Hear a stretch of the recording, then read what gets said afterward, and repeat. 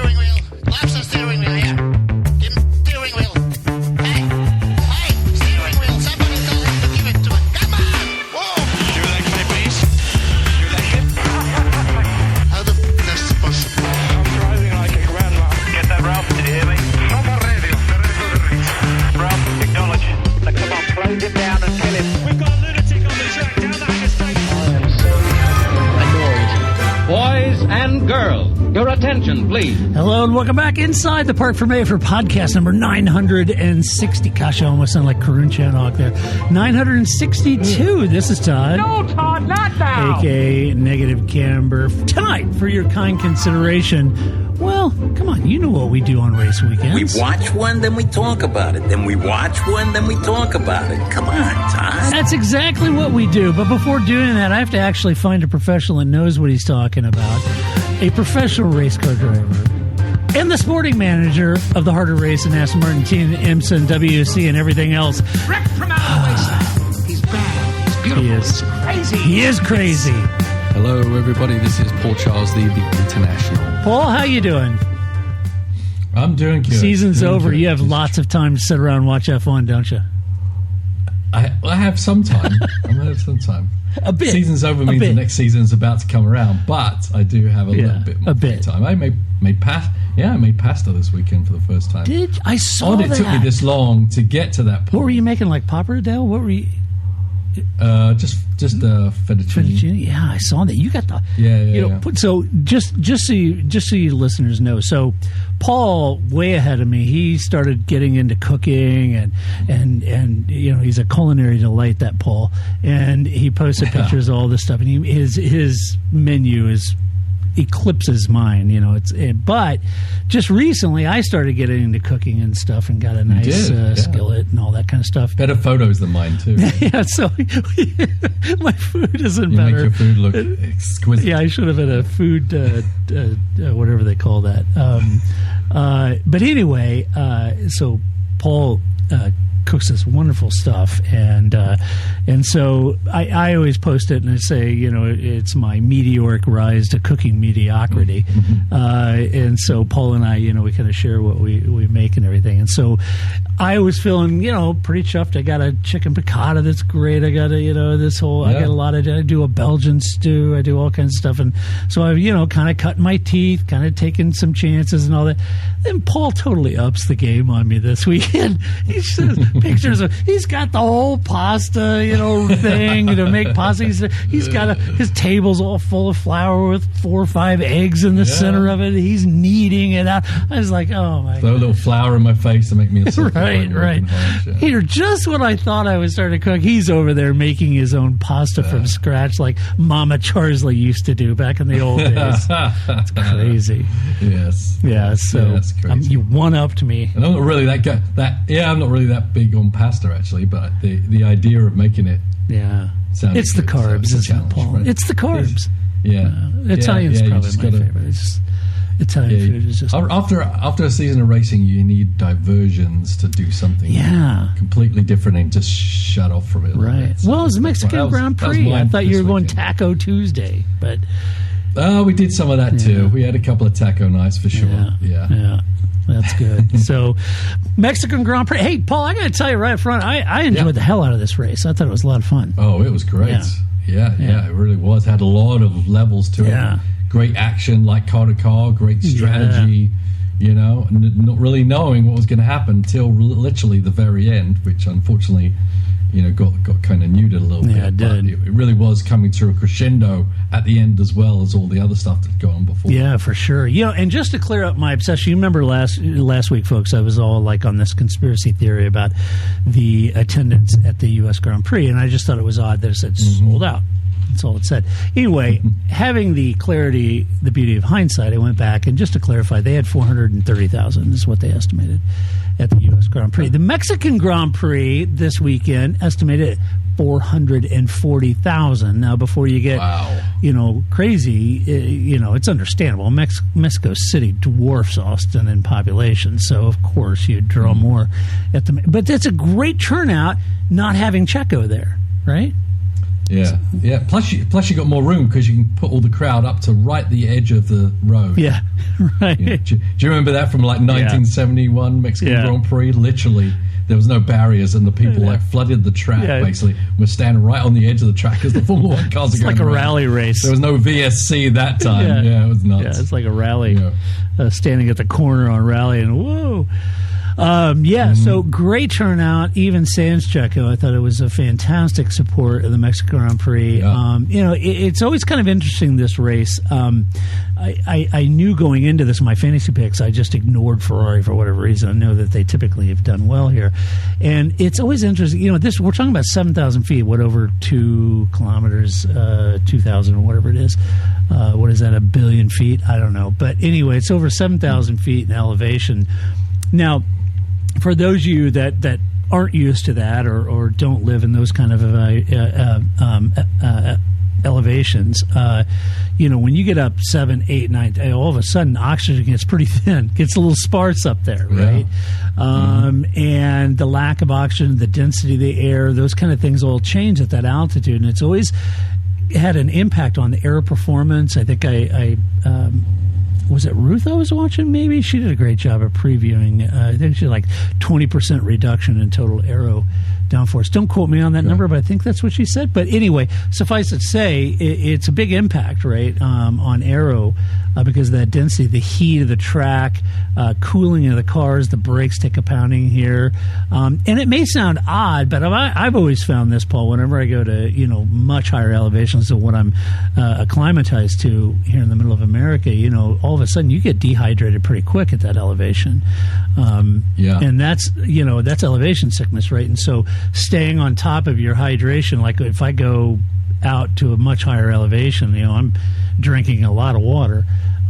So that's always a factor too in those for the drivers and the team personnel and everything at that elevation. So I don't want to overplay the elevation impact, but it does have one. It does, yeah, and I've done a lot of stuff with elevation in Colorado and all that kind of thing. And the good thing for the drivers and everything is that literally it was a back-to-back race, so they didn't go home. They went straight to Mexico and were able to, at least that's what they should have done, acclimatize themselves so they're not dealing with it. But it can affect you for at least 3 or 4 days in different ways, right? Yeah. And till you really get used to it. Yeah, it really does. And then this weekend, probably skipped a compound, but the choice really was always going to be soft-medium. It's interesting, when I was reading race reviews from certain teams folks, I was reading that some of them did have tire deg issues, but in general, I think the notion was the tire deg wasn't that bad overall. And the wear rates weren't really that bad, although the track temps were high. So the softs were able to extend their stints for those that were on them due to really a lack of graining and very little wear. And that kind of came from Mario at Pirelli directly. So that's kind of what they were saying. I think maybe Pirelli were staying after the race with a mule car provided by Sauber and Mercedes to do some testing on compounds for next year this week. So yeah. Okay. So there you go, a little Pirelli update for all of you. Anyway, let's jump in. Let's talk about the race and teams, how they finish. We'll start right at the sharp end of the grid, start with McLaren, Grace's team, and talk about that. Lando Norris in P1, Oscar Piastri down in P5. Lando had a good start from pole, despite it being the longest run down to turn 1 on the calendar. He managed to keep everyone behind him going in there, except for Charles, which cut the chicane, ran through the grass, came out ahead of him, seated. We'll talk about that later. But Lando managed to pull out a gap over the field on both stints, really, irrespective if it was medium or soft. Finished 30 seconds ahead of everyone else. He was dominant all weekend, Paul. And the performance was, dare I say, very Verstappen-like, if I'm honest. Complete control of the pace, tires, and the field to take not only the win here, but in doing so took the lead in the Drivers' Championship by a point. So a big weekend. There's still a lot of racing left to go, but the momentum certainly seems to be in Lando's direction in Mexico anyway. Despite all the boos, I'm not quite sure what all the boos were about. Maybe the boos weren't so much boos for Lando, but maybe their favorites are Max or Charles or something like that, and maybe Yeah. Maybe that was it. Definitely seemed to be Ferrari fans. For sure. They were definitely Ferrari fans, yeah. So not quite sure what the boos were, but who knows. I heard it was that they didn't like papaya rules or something to do with something Lando said. I don't know. Maybe. Lando seems to be a bit of brush it off pretty easily. Yeah. You know. But a great weekend for him, Paul. Just a dominant performance. It was so dominant. I mean, people wrote him off for 4 races ago. Yeah, right. I don't think we ever did. No. Because you can't. Because racing can flip-flop, and if you have a DNF, another person can also have the DNF and bring you right back in the game. Yeah. But what's really happened here is, that Lando's just kind of got the upper hand on Piastri. I mean, it's one thing to win and beat him. Yeah. It's one thing to beat everybody by that amount of margin, and Piastri wasn't second. Yeah. Right? Lando's in the car that could dominate the weekend, but Piastri wasn't able to make that happen. Yeah. So, Lando's obviously just booming with confidence right now, and that's exactly where you want your momentum to be going into these last few races. So, I mean, kudos to him for turning around. I still definitely don't think it's over. Obviously, it's only 1 point, but that 1 point seeing your name above is just like a psychological boost. It's an advantage. And I don't see him losing it now. So I think it's going to be an all-out fight. But Oscar, he's you can talk about Oscar. Yeah, I am. I was wondering if a component, because you mentioned, Paul, and I think it's a good point. So you've got the same cars. Oscar seems to have struggled of late, and we'll get into Oscar in a minute. But I was thinking, is an element of this the fact that the McLaren just does well in clean air, and Lando had nothing but clean air. It was critical that he had the lead at turn 1, whereas we saw Oscar really struggling in that clean air, or the dirty air back there. Is that an element at altitude with the lack of downforce or aero performance in aggregate? I don't know.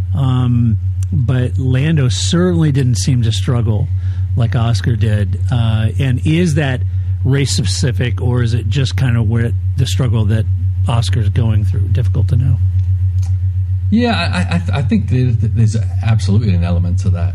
We know that it doesn't follow so well, although some races we've seen it right in Verstappen's wheel tracks and not give up anything. I was going to see how close he can be for so long. I think I remember Toto screaming about that. Yeah. But it's hard to really understand everything that's going on there. But for sure, the McLaren likes to be in clean air, as does any car. Really. Yeah. But Oscar definitely, that's why you need to put it down in qualifying, right? Yeah. That's why you can't put yourself back behind those other cars. So it's not really, it's only Oscar's fault. Yeah. In qualifying badly and putting himself back there. Obviously, the car and the air, the DRS wasn't as powerful, so it's harder to leapfrog these cars back there as soon. So we once talked he was about stuck it there though. in his qualifying. We talked about it mid-season. We said, this championship could really come down to just Saturday in qualifying. Yeah. And I think it still is, right? In different ways, it's affected it. Yeah. It has. And absolutely. Yeah, Oscar had a tougher weekend, no doubt about it. Another P5, that's 2 P5s on the trot, having lost place at the start. I wasn't sure. I wasn't convinced, and Paul and I were texting back and forth, and I was saying, man, I don't know. I don't know about boxing him twice. I think you got to protect that P6 he's running in, protect the points, protect track position. I just wasn't sure. But McLaren, far smarter than I am, they read the tea leaves perfectly, and everybody boxed, and so it made sense. And they boxed him and from P6 and completely secured P5. So kudos to McLaren for being professionals and me not, because I wasn't convinced, but it worked a treat. The cars around him boxed, including Ollie Bearman, so this really kind of handed the opportunity to him. They read that right with fresh tires. He wasn't able to catch him past Ollie, though, which was interesting, who boxed for fresh tires, too. Yeah. Then the virtual safety car came out with 2 laps from the end. That left Oscar in P5, now P2 in the Drivers' Championship. What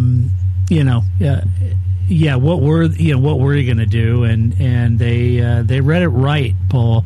to box him for fresh softs, and he claimed yet another point and gained points back. So I think from the team perspective, they minimized the damage by doing that, and they read it right. Right. Yeah. I mean, it could easily have been worse. And obviously, they've got their strategists out there. They know what the other teams are probably likely to do. We knew that Leclerc and Norris were way out, so they weren't really going to be a victim. Even if someone came in for softs, they were still unattainable, nearly, unless you're Max Verstappen. But everyone else was had to react because they were still too close to the other cars behind with fresh tires to guarantee their spots. So they just had to follow suit. Hopefully, they got a clean pit stop and kept their track position, which pretty much everyone did, and carried on. Yeah. It's basically a safety rather than a gamble. You don't want to gamble when you're that high up. Right? Yeah, especially as the lead in the championship. So you got to be careful there. And like I said, I just think he got trapped in the dirty air and DRS and just struggled. Yeah. You know? Yeah. I mean, as soon as he was released from a car in front of him, he had pace, but he was just driving up to the next car that was in front of him at that point. So he never really wasn't able. The gap to the Norris was huge. Yeah. But half of that probably was to do with being stuck behind other cars. Yeah, I think so. Yeah. And so now they head to Brazil. The Ferraris traditionally haven't done that great in Brazil. Could be an opportunity for him to bounce back and get the cat amongst the pigeons at the sharp end. So we'll see. But difficult for the psyche, Paul. You've struggled the last couple of races. You walk into Mexico and you leave. Bad qualifying. The race isn't a whole lot better. Finish up in P5, you walk out. You're second in the championship now. Momentum seems to have swung to your teammate. You're trying to fend off at this point Max Verstappen as well as try to reclaim the lead. So very difficult just in the head. It's just a very difficult situation to be managing.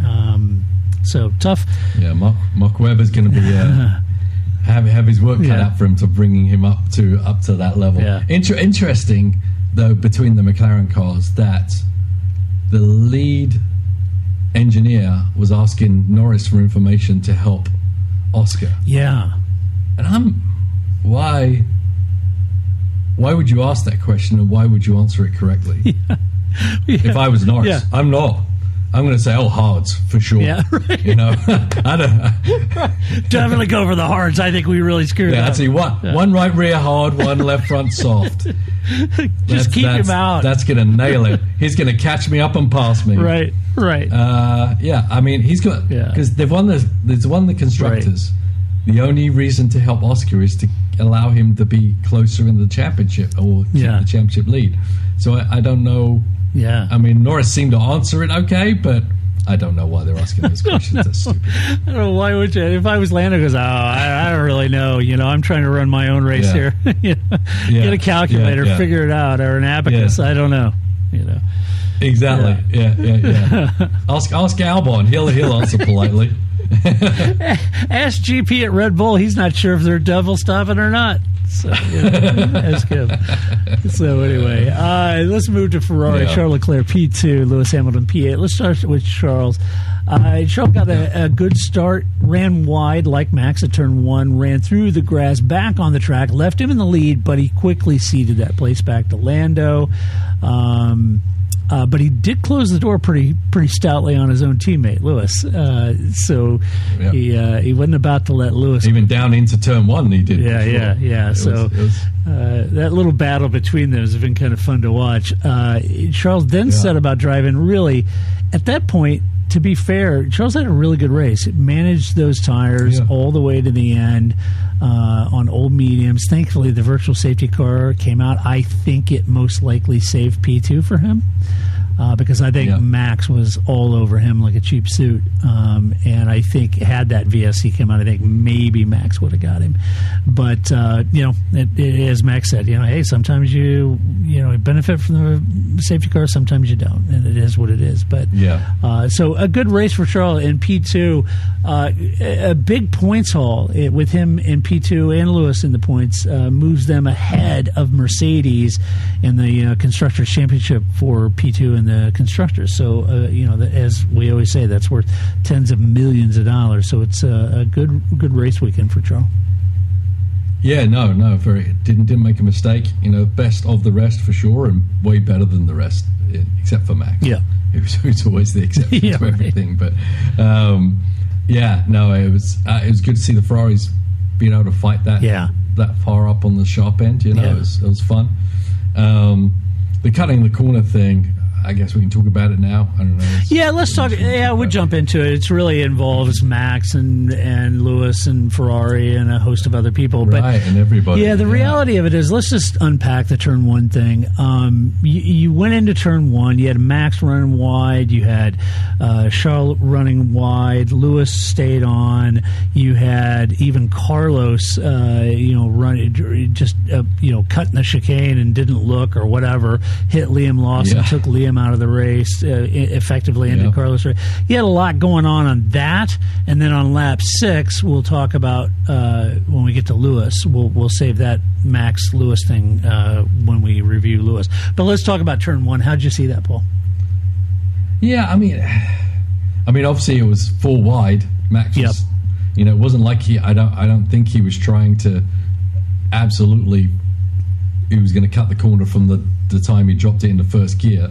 But he was making a big move on the outside, and it was full wide. He got on the bumps, so he literally had to go off there. But I don't think it's any of the driver's fault, really. It's the nature of the circuit layout, right? I mean, it's the nature of racing nowadays that we've got so much runoff that what do you do with this runoff? What is an unfair advantage? What should you be allowed to do? What should you have to give up? I mean, the chaos at the first turn was indeed chaos. Yeah. So for them to pick apart each individual driver's issue, I think was hard. And I still think you just can't make those runoff areas. You have to make it more of a detriment when you go off. Yeah, let me jump. To eliminate some of that stuff. Let me read you this quote. Let me jump up to Mercedes real quick. I'm not going to review Mercedes, but let me read you George Russell's quote, which I thought was an interesting quote about the incident. Because he was frustrated for a host of reasons. He said, quote, "That was a frustrating afternoon. After the start, 3 drivers cut over the grass at turn 1 and either kept or gained position without penalty. I stayed on the track but lost out, unfortunately. That also happened with Lewis and Max when they were battling. When the Red Bull came back on track, I had to take avoiding action, go off track, lost several positions myself. Those 2 moments were ultimately the undoing of our race." Is that how you saw it? Yeah, I mean, it's all these things are true. Yeah. It's I don't know what to do about it. But the only thing to do, as I said, is to make a massive detriment when you go off that. You really, because I mean, when I was racing, you went off, you hit something usually, right? So. But it wasn't like you were hitting something there all the time. You arrested your speed, so you didn't make moves that would cause you to hit something. Yeah. It's like, well, that's not on. That's too risky. Nowadays, with all the runoff, it's not that risky a move. It's like, well, I either go off and cut across the grass, or this deal works. But either way, I'm going to be okay coming into out of turn 2.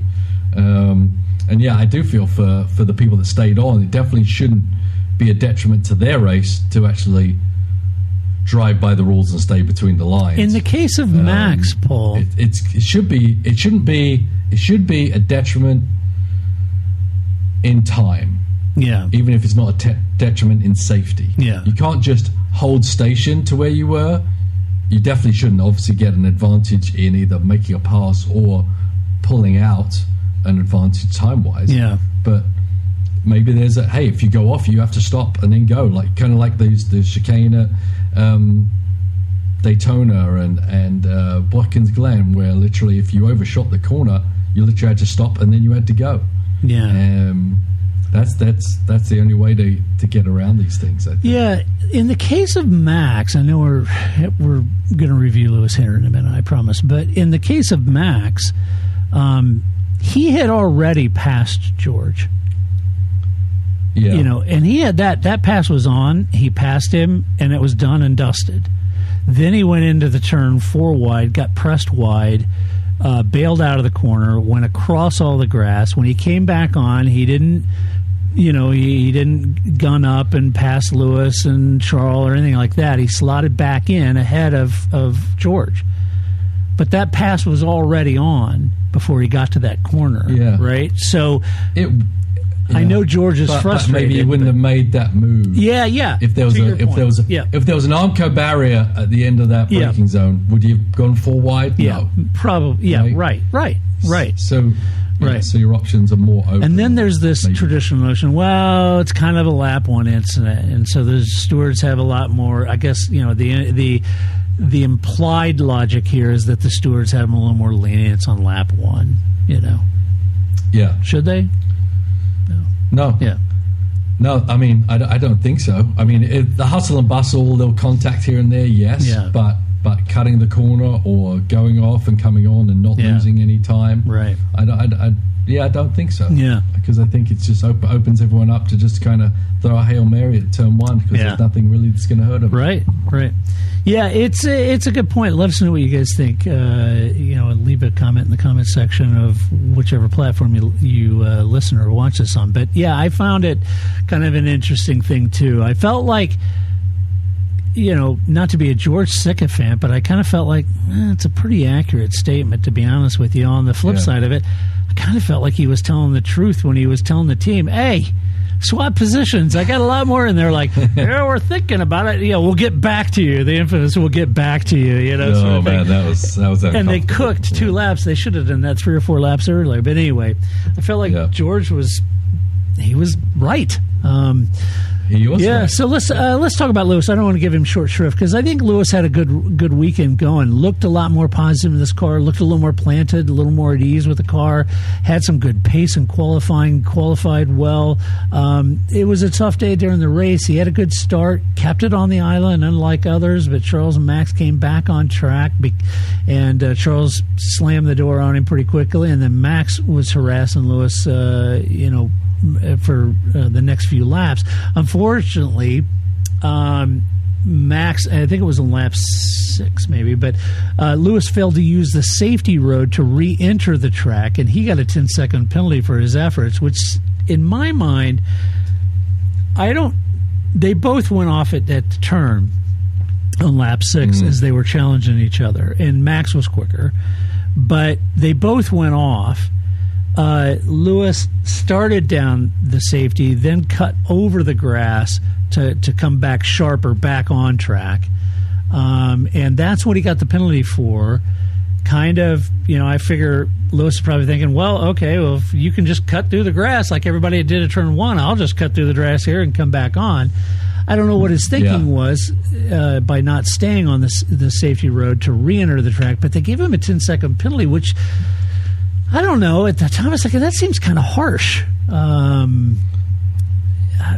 don't know. I mean, when you're looking at how no one else got one, it does look a bit harsh. Yeah. But the incident, he went off on his own. Max did go off too, but they didn't go off together. Yeah, that's right. If Lewis had slowed down more, Max still would have got off, and Lewis didn't have to. Yeah. But they were trying to fight for the last die at the last breaking point, right? So, but because he braked so late, he couldn't slow down enough to get back on that road. I think there were 2 questions there. One, gaining an advantage. The other was not abiding by the race director's rules, which was staying on the pathway. They threw the pathway one out, I believe, and they just got him getting an advantage. Now it was swayed a little bit because there was a whole big mess going on in that chicane on the exit. So there, Russell was there. Yeah. They were all, and so basically they come out of that corner slow, and they all lost time in that melee. And Lewis, so Lewis's cutting corner looked even worse. It did, because he gained that big. But what Lewis didn't do right was he should have just backed way off. Yeah, I mean, when he should have just backed it up to where those people were. Yeah, because he went into that left-hander behind Max and behind Russell. He came out ahead of all of them. Yeah, right. Right. I mean, that's a bit of an advantage. It was. So I just even though felt like, those guys, I just felt like 10 seconds was pretty heavy-handed, though. Yeah, maybe so. I was like maybe a 5-second penalty or something. I don't know. Yeah, I mean that would have been fine with me too. Yeah. But he definitely made passes while cutting the course. Whereas, as you're rightly saying, like Max kind of slotted in where he originally was. Whether that should be allowed is my question. No, right, right. I still think if you go off, you should lose a position. You shouldn't gain or hold station. So. Maybe that's an easy way to fix it. If you go off track, you cut a chicane, you go over the grass or whatever, you should cede a position. Yeah, you should cede the position. Yeah. Or go MotoGP style and say, hey, you have to do the penalty lap, right? Do the penalty lap. Yeah. Make one of the safety roads as the penalty lap. That would be a quick solution. It was reported during the race. I don't know. I didn't see, but it was reported during the race that maybe Lewis had floor damage, and I didn't see anything in their post-race report. But it would kind of comport as he really seemed to struggle to make up ground. But Lewis did say that the mediums just weren't good on the car, and he wasn't comfortable with them. So anyway. That was Ferrari. Let's talk about Red Bull. Max Verstappen P3, Yuki Tsunoda a robust P11, Paul. Really? Max, just a bust. Yeah, robust. Max had a good start despite being on mediums, and I thought that was pretty critical, given where he started from on mediums and people around him were on soft. So a really good job getting that start. Went into turn 1, 4 wide. He'd already made his pass on Russell, so when he went wide on the grass, he ceded the position to Lewis and made sure he didn't come out ahead of Lewis, but he stayed ahead of Russell. Max made the move on Lewis. Both ran wide, with Lewis getting a penalty. And when he boxed, Max was running third.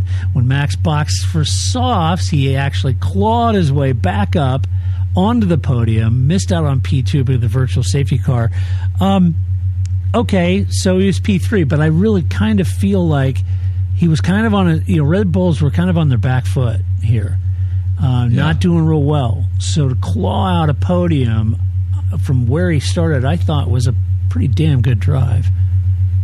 I think it was an awesome drive, and it was a great strategy for them to throw it out. But they've got nothing left to lose. They just need wins. They want wins, and they're not trying to consolidate anything. And Max, once again, is the guy you'd want to choose to execute that plan. He did it amazingly well when you compare it to what Yuki ended up doing in the same strategy in the same car. Right?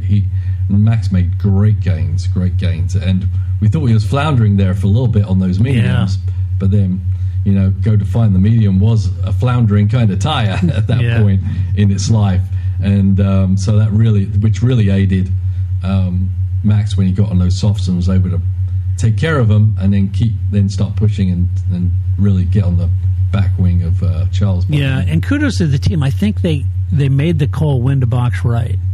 They ran those mediums for. I was thinking, boy, should they box? Should they box? And I don't know. They ran it. They ran the strategy to perfection. I kind of feel like. Yeah, just a little long enough to be uncomfortable, but then it paid off because he had a better tire for that little run. Right? He ran long, just long enough, maybe right on the edge, and so kind of feel like they executed perfectly, and you'd expect that from Red Bull. They're pros down there. They know what they're doing. Yuki, you mentioned same strategy as Mac. Couldn't make it work as well, though. He was running in the points, but dropped out during his stop, and he had a long stop, so that hurt their strategy. Okay.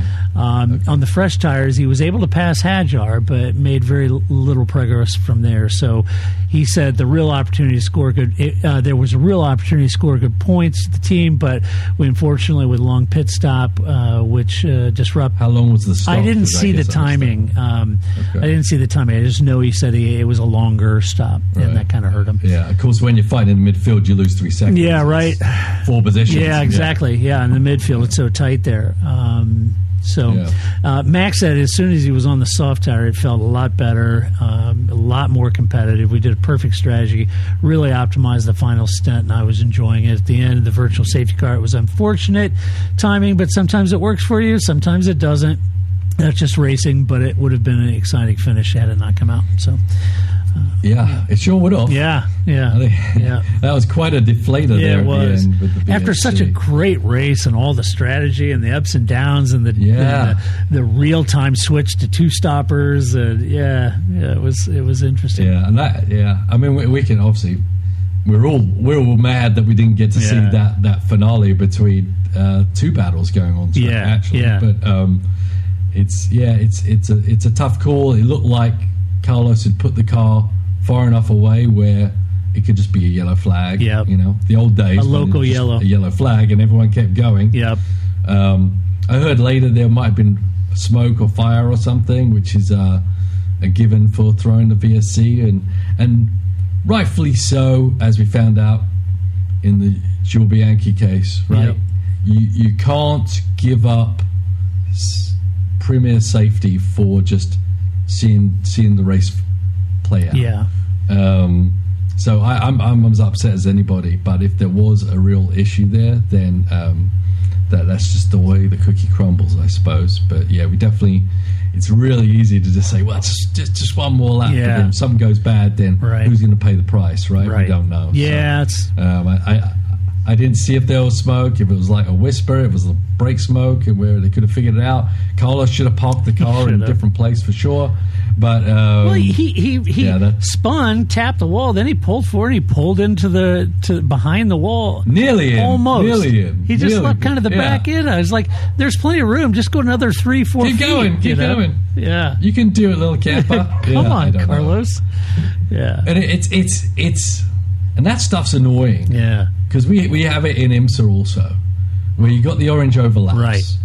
But no one, and sometimes a car may be good enough to pull into that overlap, but sometimes it seems in Formula One the overlaps are never achievable for a car to actually drive behind it and keep out of the way. It's just, I feel like they need to rethink these things and try and make it so that if a car is still moving, it can actually get into that space and keep the race rolling, rather than just stop near it, right? Which is better than nothing. But I feel like the orange overlaps, is an opportunity there to keep a race rolling if everyone plays right. The old slow zone. The design of the orange overlap is correct.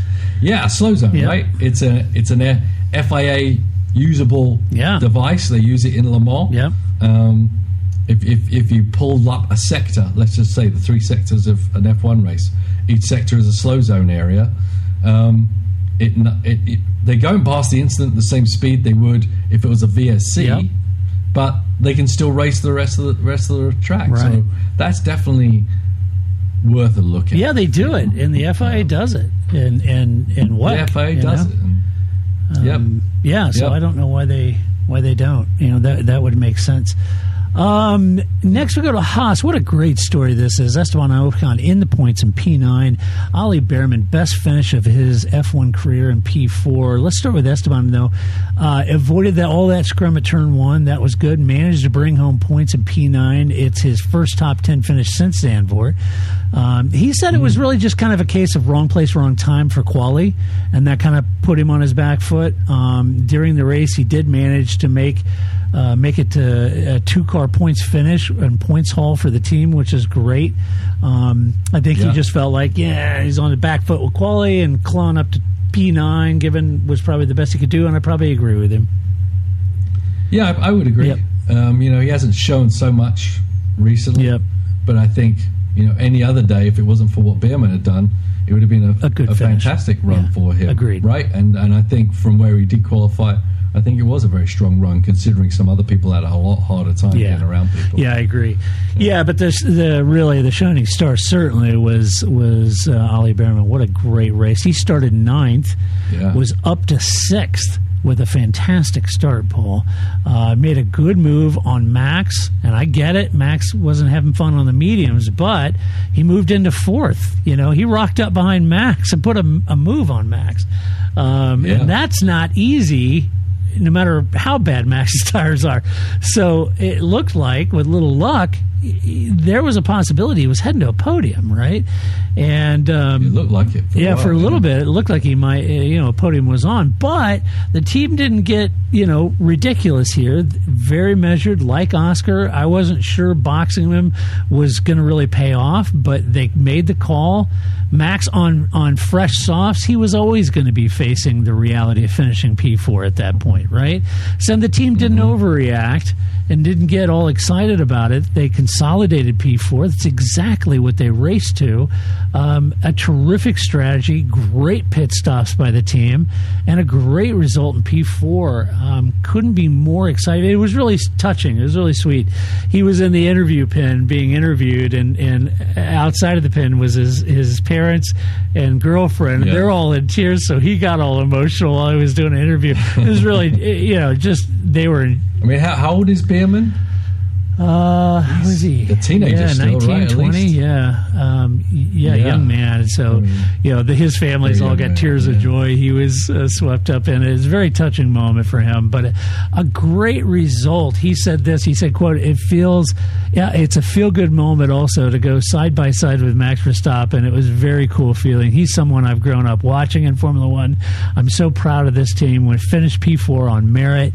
We may have got some luck to get there, but it was our speed that kept us there, and I think that's exactly right. This is a really mature drive. I think team boss Io Komatsu said, he's maturing. He's coming around. We're having some great coaching moments to pick his fights and to really develop and I would say in aggregate, Paul, we've commented in the past, that there are some rookie mistakes. You would expect it, but you can see his racecraft progressing over the balance of the year, just very much like you can with Gabby, right?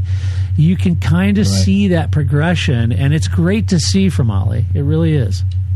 It is, and they did earn it on merit, which is very, very important. They did luck into it. It wasn't a VSC, wasn't attrition. Pit stop. Yeah, he basically charged through in the first turn and got out of there clean and just kept the pace up. And he lived with a lot of pressure. Yes. There was a lot of people behind him that wanted that spot. Yeah. And I was saying to you, I said, well, now we're going to see if Ollie knows how to manage the power outputs with the ERS and all that kind of stuff, because that's something that you have to get your head around, and it's all part of the racecraft in cars these days. Yeah. And the pressure on the pit stop was massive, right?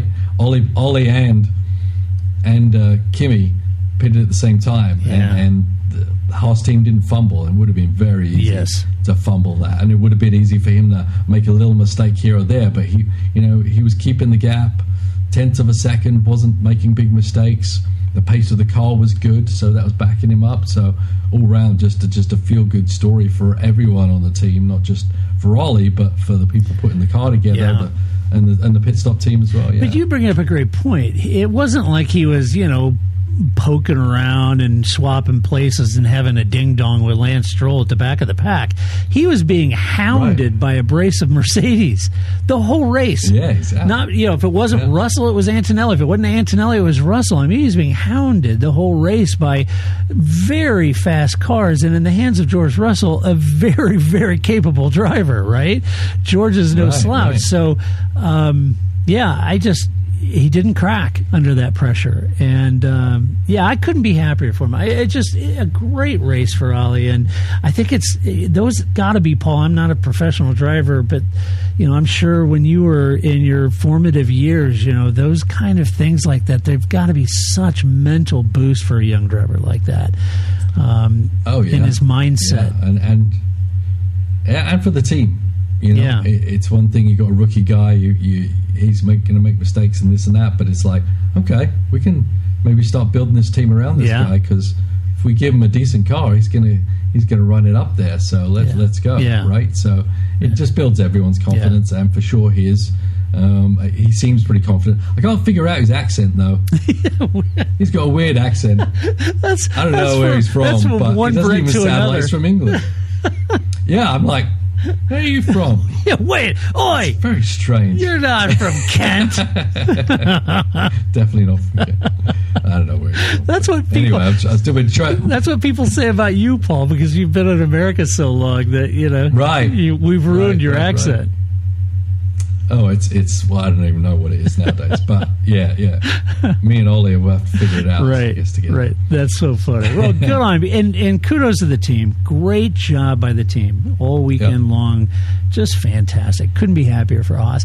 Let's talk about Mercedes. You had George Russell P7, Kimi Antonelli in P6. George lost a spot to Max at the start and later ran wide, losing a spot to Kimi. And then the two Mercs spent most of the day battling each other, if I'm honest.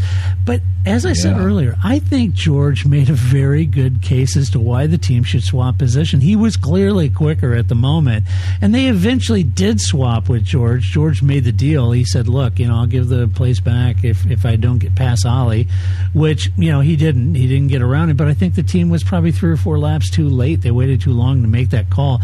When Piastri made his way and decided through the two Mercs, then the teams eventually swapped the cars back, leaving George at P7. I can be honest with you, if I was the team, I wouldn't have swapped him back. George is leading in the Drivers' Constructor. He mathematically has a chance for the Drivers' Championship, and I don't know that I would have swapped him back. But, he made a compelling case, and I think he was right, Paul.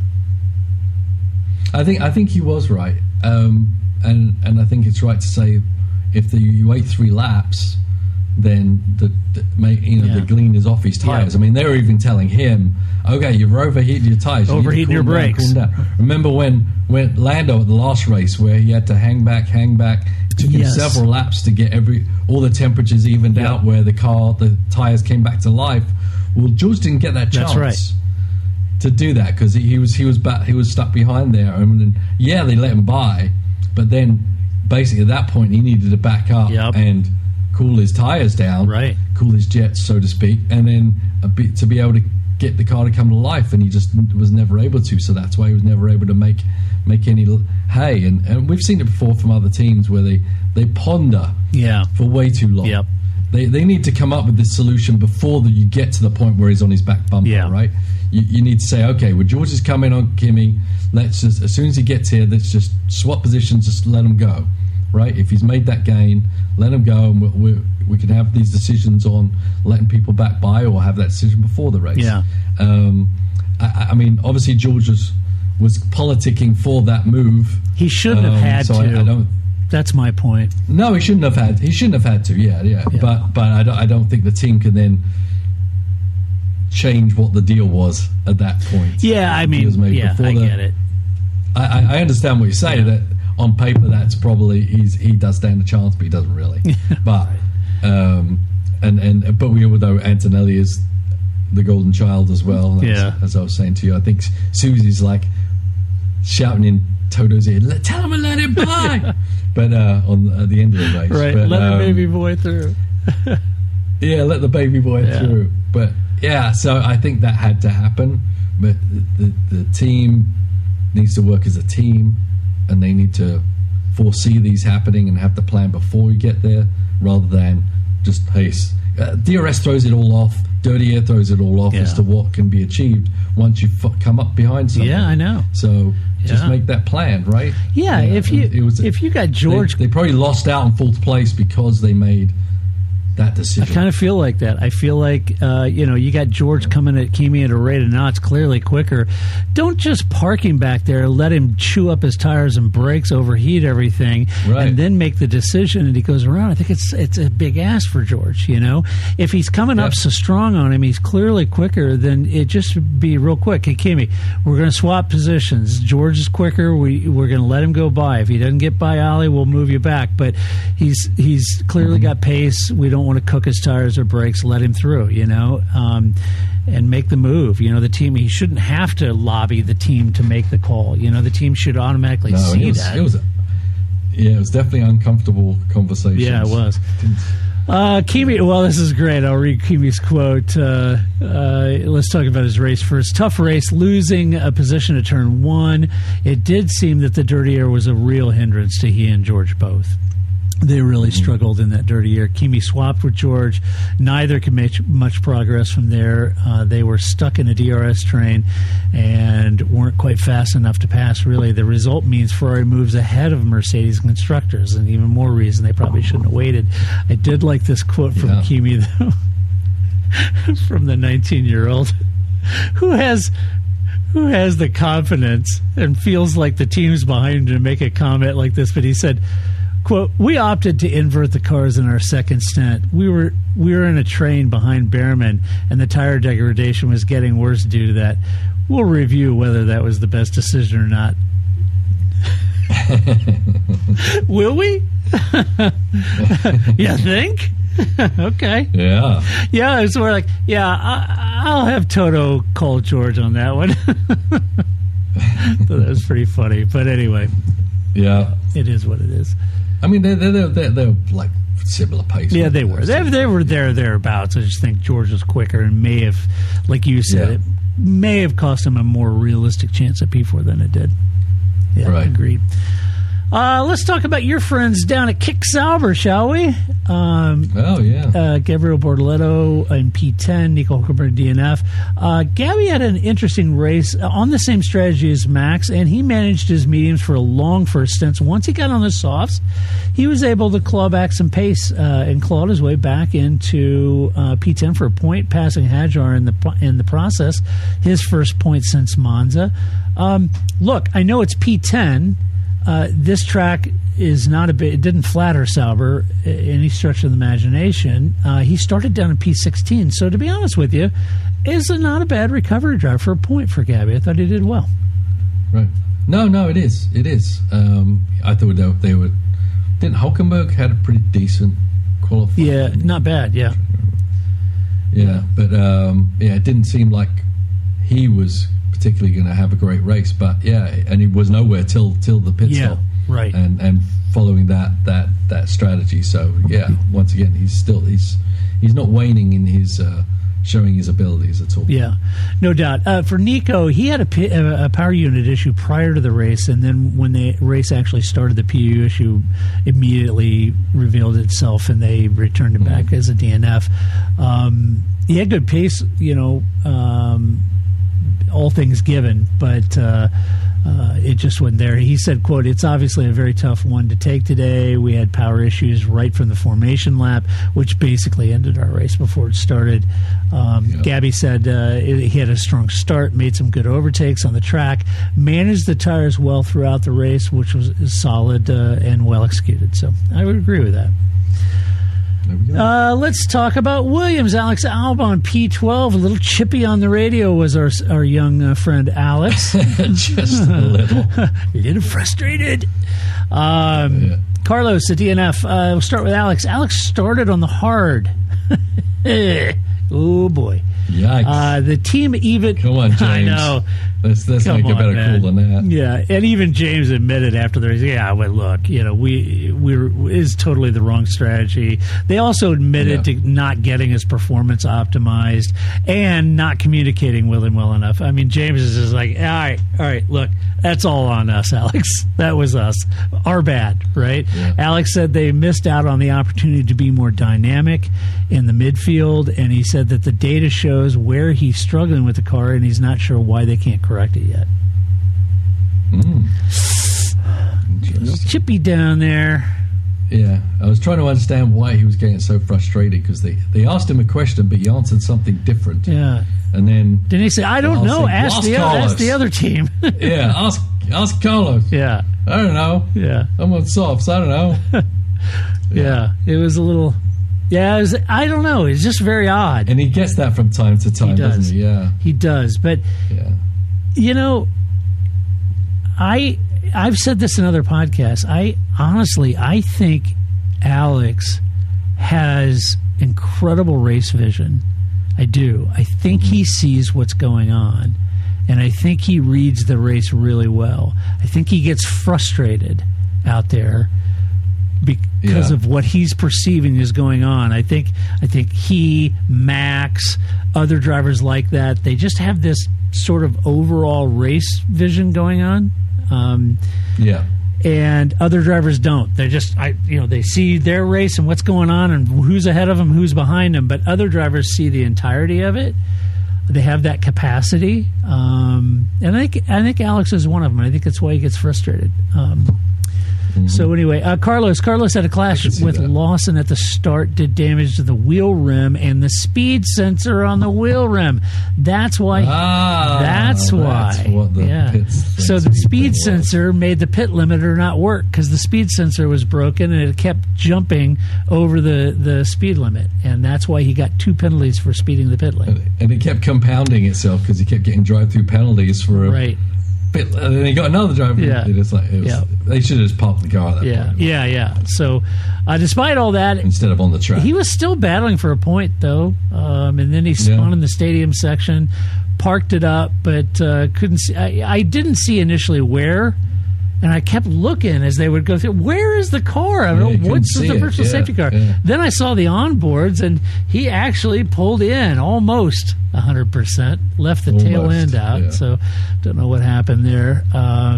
He said turn one was a melee of cars, and I had contact with the V-carb, which damaged the rim of my tire, causing big vibrations of the first stent, and also damage to the front tire sensor, meaning the pit limiter didn't work. End quote. Liam has a little bit different take of that. Yeah. So, yeah. It's interesting that is that the only speed sense? They've got to have sensors on each wheel. I'm sure they do on both. Obviously you're going to have to look at the electronics and figure out if one's off, you should be able to go to, or at least switch to rear sensors or something. Yeah, like I'm not sure. Turning at the same speed. Yeah, I'm not sure. Does it default or was it just like intermittent, or was it slightly? Did it have a? Yeah, who knows? But that's a weird deal. Well, let's talk about what Liam had to say about Carlos. He was a DNF, and then Isaac Hadjar was in P13.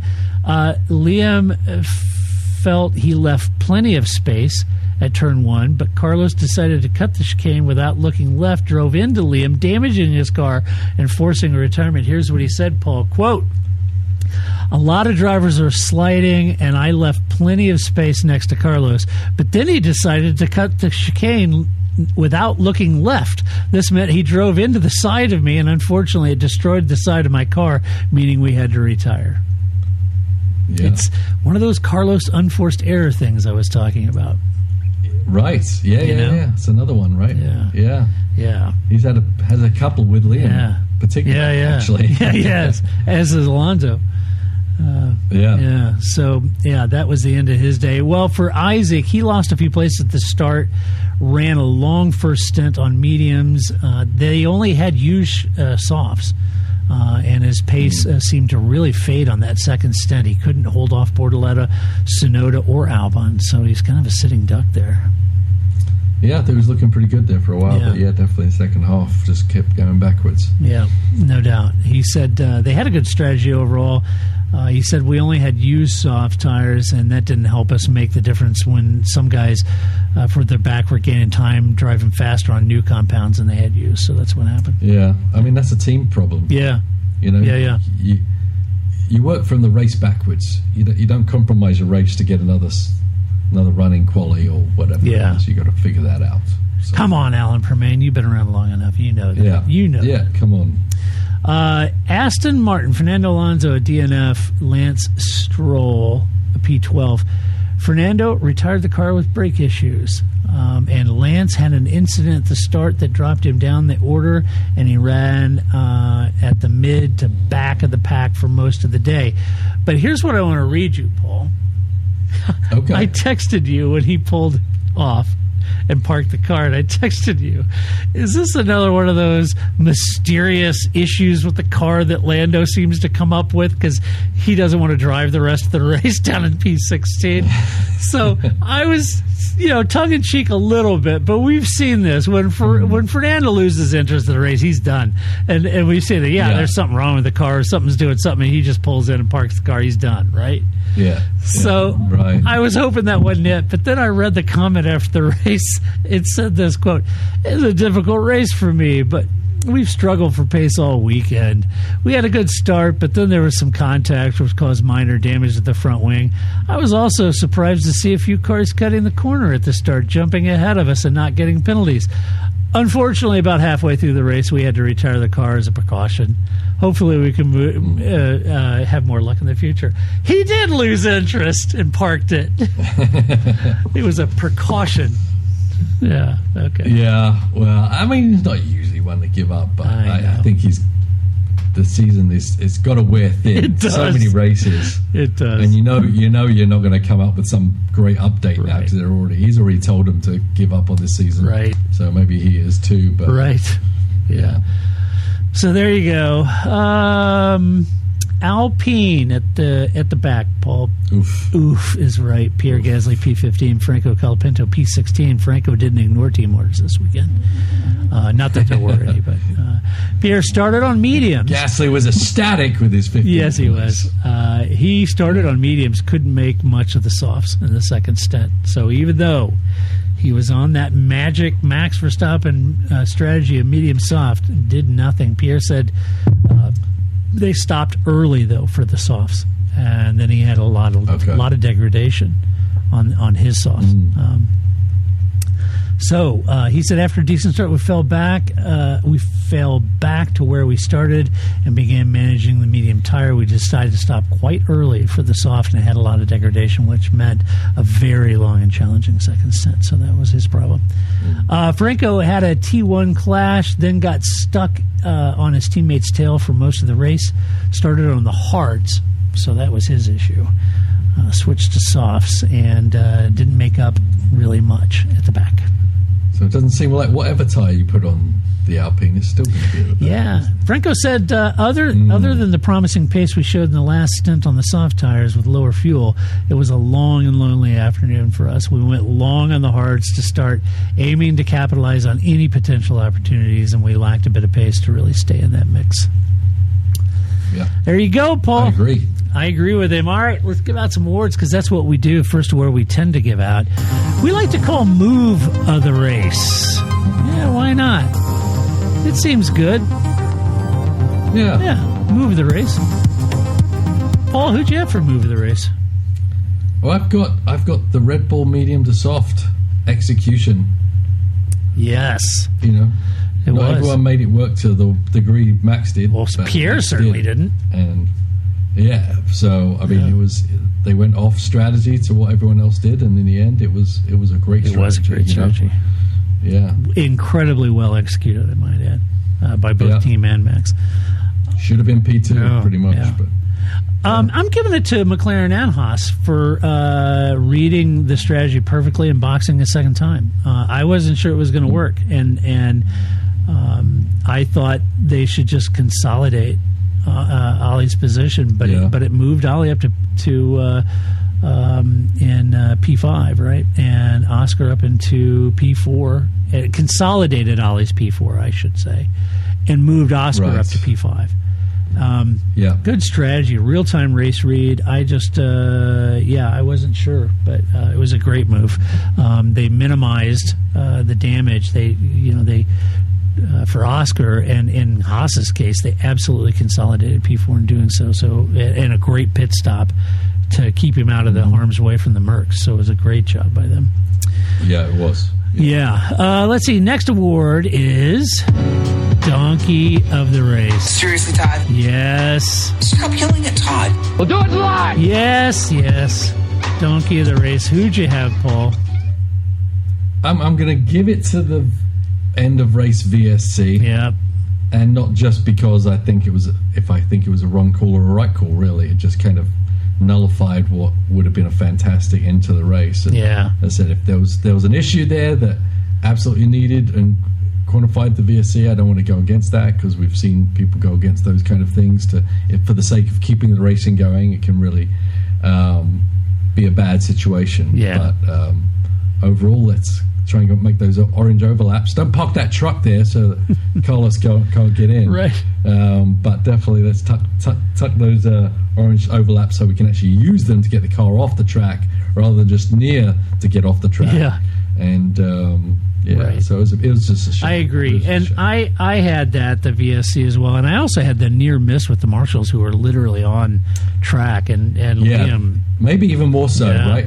On the other end of Yeah. it, right? It's Yeah. I think there was a miscommunication there for sure. I know they had planned just to have those marshals go on when all the cars went past, because that would give them a minute, which is great. But because Lawson pitted, that threw everything off, and I guess the communication with no, we're not going to do that after all, got missed. And I think maybe the rambunctious marshals may have gone on their own reconnaissance, but there's no way for us to know that. Very dangerous. I saw the onboards initially, and then today I saw a fan's view of it from the stands.